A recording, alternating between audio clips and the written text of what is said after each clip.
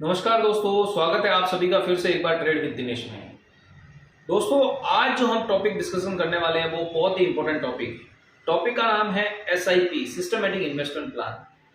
दोस्तों, क्या होती है एसआईपी, किस तरह से एसआईपी में जो है इन्वेस्ट करना चाहिए, एसआईपी करते वक्त किन बातों का ध्यान रखना चाहिए और कौन सी उन बातों को जो है अवॉइड करना चाहिए जो हम एसआईपी करते वक्त नहीं करते। तो आइए जानते हैं।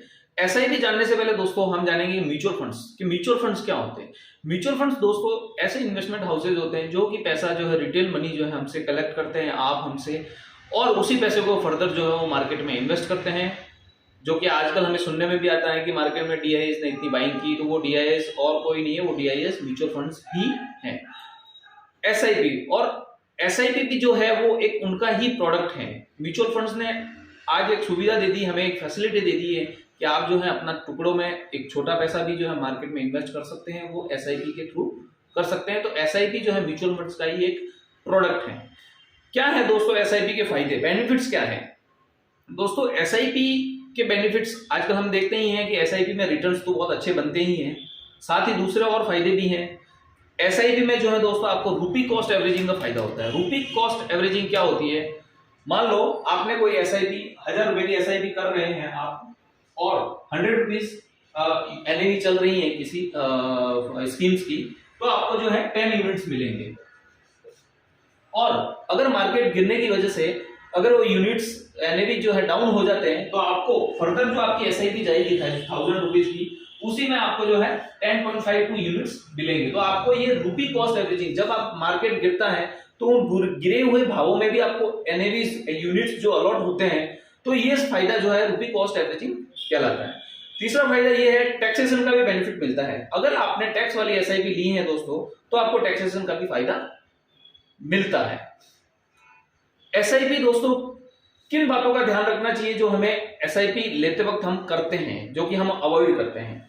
दोस्तों, आजकल देखा गया है लोग जो है बहुत सारे लोग जो है डायरेक्ट फंड्स लेते हैं। ठीक है, अच्छा है, आपको अगर एक्सपर्टीज है पूरी, आप अगर स्कीम्स को अच्छे से देख रहे हैं, मार्केट को अच्छे से फॉलो कर रहे हैं कई सालों से, अच्छी पकड़ है आपकी मार्केट की, तो ठीक है। बट मेरा ये मानना है पर्सनली दोस्तों कि आपको एसआईपी जो है अच्छे एडवाइजर के थ्रू लेनी चाहिए। और दोस्तों, जब भी आप एडवाइजर से एसआईपी लेते हो, जब भी वो आपको एसआईपी का पोर्टफोलियो बना के देता है, आप उनसे जरूर पूछिए कि ये एसआईपी उन्होंने, ये स्कीम जो है उन्होंने आपको क्यों दी है, तो उसके पीछे उनका क्या लॉजिक है देने का। तो अगर एडवाइजर आपका अच्छा होगा तो आपको जरूर बताएगा कि आपको जो वो स्कीम दी है तो उन्होंने किस वजह से दी है, उसका क्या लॉजिक है, वो जरूर बताएगा आपको दोस्तों। और मेरा यही मानना है कि आपको एक अच्छा एडवाइजर लेना चाहिए, एक अच्छे एडवाइजर से ही जो है आपको एसआईपी बाय करनी चाहिए। दोस्तों, एसआईपी जब हम बाय करते हैं तो बहुत से लोग जो है वो रेटिंग्स को, उसमें आजकल अभी जो है रेटिंग्स देखते हैं, उसमें 3 स्टार 4 स्टार 5 स्टार रेटिंग। मेरा पर्सनली ये मानना है दोस्तों, आपको रेटिंग्स जो है, रेटिंग तो चेंज होती रहती है।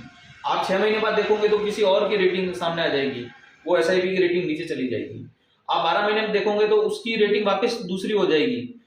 तो मैं पर्सनली जो है कैसे एसआईपी लेता हूँ, मेरा पर्सनली एसआईपी लेने का तरीका, मैं फंड मैनेजर्स के एक्सपीरियंस को देखता हूँ कि उस एसआईपी को, उस स्कीम को कौन सा फंड मैनेजर जो है मैनेज करने वाला है।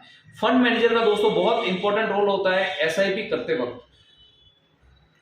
आप अगर फंड मैनेजर्स को जानते हो कि ये फंड मैनेजर्स जो है कितने सालों से बाजार में काम कर रहे हैं, उन्होंने और कौन सी स्कीम मैनेज की है, किस फंड हाउसेस से वो पिछले टाइम में भी जुड़े हुए हैं, और कितने टाइम का उनका अच्छा अनुभव है, कितने मार्केट साइकिल्स को उन्होंने देखे हैं, तो ये जब अच्छे फंड मैनेजर जो होते हैं तो आप उनके बारे में अगर डिटेल में स्टडी करेंगे तो आपको जरूर पता लगेगा कौन सी ऐसी मिस्टेक्स हैं दोस्तों जो हमें अवॉइड करनी चाहिए एसआईपी करते वक्त।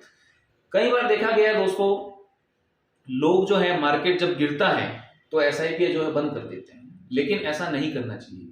जब मार्केट गिरता है तब भी एसआईपी को जो है कंटिन्यूअसली चालू रखनी चाहिए। हमें जो है मार्केट गिरने से डरना नहीं चाहिए, क्योंकि जब मार्केट गिरता है तो ही हमें जो है गिरे हुए भावों में जो है वो एसआईपी के यूनिट्स, एनएवी जो गिरे हुए हैं वो भी मिलते हैं। अगर आपने मार्केट बढ़ रहा था और एसआईपी की और फिर अगर वह गिरने लग गया और आपने अपनी एसआईपी रोक दी तो आपको एसआईपी जो है नीचे के यूनिट्स नहीं मिलेंगे, तो रुपी कॉस्ट एवरेजिंग का फायदा आपको नहीं मिलेगा। कई बार दोस्तों हम देखते हैं लोगों की सैलरी जो है बढ़ जाती है लेकिन फिर भी उनका इन्वेस्टमेंट जो है वही रहता है सेम, तो ऐसा नहीं करना चाहिए। हमें जो है, आप अगर कोई सैलरी कर रहे हैं, कोई सैलरीड पर्सन है, कोई बिजनेसमैन है, कोई इन्वेस्टर है, तो अगर हमारी सैलरी बढ़ती है हर साल पर ईयर, तो हमें जो है कुछ पोर्शन एसआईपी का भी जरूर बढ़ाना चाहिए। हमारा एसेट एलोकेशन जो है वो एसआईपी में भी बढ़ाना चाहिए, तो इसके फायदे ज्यादा जो है कंपाउंडिंग रिटर्न्स हमें मिलते हैं। और दोस्तों मेरा पर्सनली मैं एक्सपीरियंस आपको बताऊं तो डेट फंड्स में आपको एसआईपी नहीं करनी चाहिए, क्योंकि डेट फंड्स में बहुत सारे ऐसे उनके ये होते हैं जिनमें देखा गया है कि इतने रिटर्न तो बनते नहीं है। आप अगर देखेंगे डेट फंड्स के रिटर्न तो नॉर्मली 6, 7, 8% के रिटर्न होते हैं, जो कि हम अपने आरडी में भी कर सकते हैं। तो एसआईपी हमेशा इक्विटी फंड्स में ही करनी चाहिए, मेरा ऐसा मानना है। आपकी राय अलग हो सकती है। मैं जो है डेट फंड में कभी एसआईपी नहीं करूंगा। चौथा रीजन ये है दोस्तों, सेक्टरल फंड या थीमेटिक जो फंड होते हैं उनमें जनरली मैं जो है एसआईपी अवॉइड करता हूं। मैं सेक्टरल फंड में एसआईपी नहीं करता हूं। उसका ये रीजन है दोस्तों कि जब भी हम सेक्टरल फंड में इन्वेस्ट करते हैं तो वो सेक्टर की डाउन ट्रेंड जो है 2, 3, 5 साल भी चलती है, तो वो एसआईपी में अपने रिटर्न करते नहीं। तो मैं जो है पर्सनली जो है सेक्टर फंड में और डेट फंड में एसआईपी नहीं करता हूं। मैं blue chips, large cap, mid cap, small caps, आप इनमें कोई भी अच्छे फंड ले सकते हैं, अच्छी स्कीम ले सकते हैं, तो उनमें आपका जो है पैसा जरूर बनेगा। और ये हमने दोस्तों निकाले हैं एसआईपी की कुछ मतलब रिटर्न्स है कि नॉर्मली देखा गया है कि लार्ज कैप फंड्स जो होते हैं, लार्ज कैप कंपनी में इन्वेस्ट करते हैं, उनमें हमें जनरली 11 से 13% के रिटर्न मिल जाते हैं अगर आपने अच्छी स्कीम सेलेक्ट की है।